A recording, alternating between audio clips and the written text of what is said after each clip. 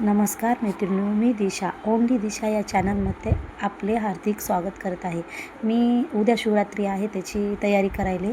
आज मी वस्त्रमाळ करायची, पुन्हा बेल आणला आहे, बेल नीट करायचा आहे आणि उद्या महादेवाला पण जायचं आहे चैतन्यनगरच्या।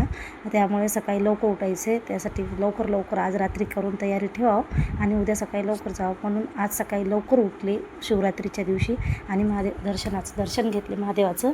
आणि ही खूप गर्दी आहे चैतन्यनगरच्या महादेवाला। ह्या फुलवाल्या भैयाकडून मी फुलं, बेल आणि प्रसाद घेतला। हे बघा आमचं चैतन्यनगरचं शिवमंदिर, खूप रश होती चैतन्यनगरच्या शिवमंदिरात आणि खूप जण लवकर पण आलते आणि येत पण आहेत। फास्ट उपास आहे सगळ्यांचा आणि खूप रश आहे इथं। मी आले घरी दर्शन घेऊन महादेवाचं।